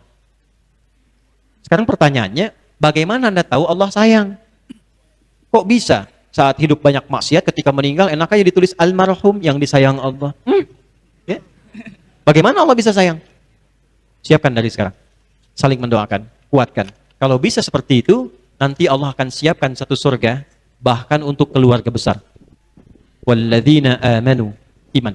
Wattaba'athum dzurriyyatuhum biimanin alhaqna bihim dzurriyyatahum wa ma alatnahum min 'amalihim min syai'. Kullu imri'in bima kasaba rahin. Quran surah 52 ayat 21. Saya mau ke penghujungnya, dan siapapun para orang tua yang beriman, beramal soleh, dan menyiapkan keluarganya semua beriman, beramal soleh, kompak mereka semua, kami akan himpun mereka semua di surga di satu tempat yang sama. Kami tidak akan sia-siakan, kata Allah, siapapun yang berusaha mewujudkan pertemuan itu. Tapi itu pilihan. Kalau ada satu anggota keluarga tidak meyakini itu, maka resiko dia terpisah dari bagian anggota keluarga yang lainnya. Disiapkan dari sekarang, dudukkan dengan baik, dan semoga Allah memberikan ridho kepada kita semuanya. Ya, boleh jadi sebagian kita ada yang sudah berpulang, boleh jadi ada yang masih hadir, mungkin ayahnya masih menyertai, ibunya menyertai. Berikan yang terbaik. Kalau sudah meninggal, viralkan amalan kebaikannya, teladani itu, dan berharap bisa berkumpul bersama dengan semua yang kita cintai insya Allah. Izin teman-teman menyampaikan informasi sebelum saya akhiri. Satu, alhamdulillah, syukur pada Allah. Kita berterima kasih juga pada teman-teman semua, panitia, ya, semuanya, satu saf dari Istiqamah, dari aparatur setempat juga, terima kasih, dari kepolisian, ya, dari teman-teman di TNI, semua perangkat yang sudah mempermudah talim kita di malam hari ini. Semoga semuanya diberikan keberkahan dan kebaikan, serta pahala oleh Allah Subhanahu wa Ta'ala. Yang kedua, insya Allah, jadwal setiap bulan itu akan kembali kita tata dan normalkan lagi. Di jadwal di Bandung akan berlangsung insya Allah dalam setiap 1 bulan sekali, dan mulai bulan depan akan terkurikulum pembahasannya. Jadi saya akan siapkan dulu kurikulumnya sampai nanti beberapa pembahasan minimal sampai akhir tahun ini. Kemudian setelah itu saya buatkan nanti silabusnya, itu akan dibagikan atau minimal nanti kita bisa sampaikan di media sosial sehingga Anda bisa download itu dan tahu kalau ada di Bandung. Itu yang kemudian akan dibahas. Tempatnya barangkali tidak akan menetap di satu tempat, kita akan berbagi, nanti teman-teman satu staff tim kami di sini yang akan coba mengatur supaya bisa berkesesuaian dan menyapa bersilaturahim di tempat-tempat yang lainnya. Itu satu. Yang kedua teman-teman, sekarang sudah Dzulqa'dah, bulan ke-11. Sebentar lagi akan Dzulhijjah. Kita berdoa kepada Allah semoga seluruh jemaah haji, terkhusus jemaah haji kita dari Indonesia beserta petugasnya dimudahkan oleh Allah Subhanahu wa taala tahun ini, terima ibadah hajinya dengan mabrur. Bagi yang belum berangkat, insya Allah diberikan kemudahan, kelancaran, dan percepatan dari Allah Subhanahu wa taala. Kemudian kita sedang menyiapkan amalan spesial untuk kurban khususnya. Saya beberapa waktu yang lalu sudah berkeliling juga ke daerah-daerah. Ya, selain ada amal-amal yang juga dilakukan, tapi saya tidak berkenan untuk menyebutkan. Cukup kita tahu saja di daerah butuh apa, ya. Tapi juga Masya Allah, tidak semua mereka bisa mendapati kesempatan makan daging. Hanya ada yang setahun sekali yang dari kurban itu. Kemudian juga sekarang ada yang diuji, hewan-hewan ternaknya terkena PMK kan, penyakit mulut dan kuku. Jadi sekarang juga hewan-hewan berkeluh kesah, ya, karena sedang gelisah dan sedang menunggu vaksin juga, gitu ya. Vaksin untuk hewan. Vaksin untuk hewan. Jadi ada penyakit PMK. Nah ini saya supportkan, saya ingin meminta pada teman-teman, kalau ada profesi-profesi yang terkait ternak dan sebagainya, kita support dengan baik ya. Support, dibantu, dilihat dan sebagainya sehingga semua saling menguatkan. Terutama UMKM tuh, kalau jualan-jualan dibeli ya, itu kan saudara-saudari kita juga saat dibutuhkan itu. Nah kita sedang menyiapkan program, minimal ada beberapa puluh daerah kita siapkan untuk korban. Jadi nanti ada yang spesifik saya sudah menyiapkan untuk ditebarkan ke daerah-daerah yang sebagian sudah kita survei. Ini saya minta ada satu tim namanya Yakin, Yayasan Amal Quran Indonesia yang saya bina juga di Bandung. Itu nanti ada program Qurannya juga di situ. Di pengumuman ketiga saya sampaikan. Nah, ini ada beberapa kuota yang kita siapkan untuk akan kita supportkan ke daerah-daerah. Nanti teman-teman ada tim di sini mungkin yang akan memberikan informasi. Ya, ada semacam seperti ini gambarannya. Jadi, kalau teman-teman nanti ingin sama-sama untuk membantu ke daerah untuk disalurkan, bisa nanti korbannya dari teman-teman yang di luar itu memberikan informasi. Ya, itu bukan untuk daerah perkotaan, tapi khusus untuk daerah-daerah yang memang membutuhkan itu semua. Yang ketiga yang terakhir, ini yang paling penting juga, kita sudah buat kantor di Bandung. Namanya Yayasan Amal Quran Indonesia. Yakin namanya. Tempatnya di Dago. Teman-teman, dan sudah ada juga websitenya. Ya, alhamdulillah, hal pertama yang kita lakukan adalah menghidupkan Quran. Baik untuk semangat membaca, menghatamkan, menghafal, plus meriset. Yang ketiga ini yang jarang dilakukan sekarang. Saya mengajak kepada teman-teman untuk terlibat di program mulia ini, karena semua perangkatnya itu yang kita berikan gratis semua. Ya, bukunya kita siapkan paket hafalan, ini sedang kita siapkan, kita cetak, nanti kita akan bagikan. Terutama teman-teman yang mahasiswa ya, yang kuliah-kuliah, kita punya program nanti mensupport program kuliahnya. Di jurusan Anda apa, fakultas apa, kampus di mana, kita nanti siapkan kurikulum Qur'ani yang mendukung program pembelajaran Anda. Harapannya ketika Anda selesai, IPK-nya bagus, tinggi, syukur dapat 4 misalnya, saat yang bersamaan di wisuda menjadi hafid Quran. Ya, dan itu gratis, nggak ada biayanya. Ya, kita kasih bukunya, paketnya, bimbingannya ada, pendampingannya ada. Kalau ada yang kurang yang kira-kira Anda butuhkan menjadi seorang ahli Quran, dengan cara apa lagi sampaikan kepada kami, mesti kami fasilitasi. Oke? Dan terbuka nanti untuk yang umum juga boleh kita semarakkan. Nah, ini kami bekerja sama dengan MUI, Pusdai, juga nanti ada di Pemprov. Nanti di Pusdai tempatnya kita buka ruang-ruang kelas. Dan kami siapkan ya polanya, tapi paketnya sudah ada di sini, sudah kita dropkan siap-siap. Nanti untuk mahasiswa langsung masuk ke websitenya ya, yakin.or.id. Di situ nanti ada program Macan UAH. Nah, mahasiswa anak negeri cerdas usahakan Al-Quran hafal. Ya, mahasiswa anak negeri ya cerdas usahakan Al-Quran hafal. Macan UAH. Ya, masuk ke situ yang mahasiswa ya. Tinggal klik, nanti ada kampusnya. Di Jawa Barat Anda di mana saja. Masuk ke situ, klik di mana, daftar, harus daftar langsung. Nanti tinggal hubungi adminnya, ambil paketnya, siapkan. Yang umum, nanti juga ada masuk programnya yang umum. Jadi tinggal ambil, nanti kita akan ketemu wilayah yang dekat di Bandung, nanti tempatnya di Pusdai. Insya Allah teman-teman yang terhubung di YouTube juga, insya Allah 34 provinsi. Nanti di setiap provinsi ada pusat-pusatnya sehingga kita bisa hidupkan dan mudah-mudahan ridha Allah diberikan kepada kita semuanya. Itu yang kami sampaikan. Semoga Allah rahmati kita semua. Terakhir maafkan saya. Saya betul-betul minta maaf. Saya banyak salah. Banyak mungkin hal-hal tertentu yang tidak saya sadari itu keliru. Jadi kalau ada yang tidak tepat dalam penyampaian, mohon dikoreksi, sampaikan supaya saya bisa klarifikasi. Saya minta maaf, saya banyak salah, belum bisa membimbing lebih baik sampai dengan malam hari ini. Semoga Allah berkenan mengampuni. Dan yang terakhir kita berdoa sekali lagi, semoga kita semua diberkahi dan diterima amal kita oleh Allah Subhanahu wa taala. Allahumma taqabbal minna innaka antas samiul alim wa tub alaina innaka antat tawwabur rahim. Rabbana atina fid dunya hasanah wa fil akhirati hasanah wa qina adzabannar.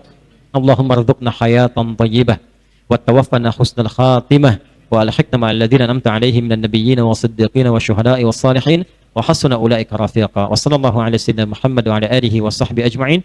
Wa akhiru da'wana subhanakallahumma wa bihamdika nasyhadu an la ilaha illa anta nastaghfiruka wa natubu ilaik. Alhamdulillahi rabbil alamin. Wassalamu alaikum warahmatullahi wabarakatuh.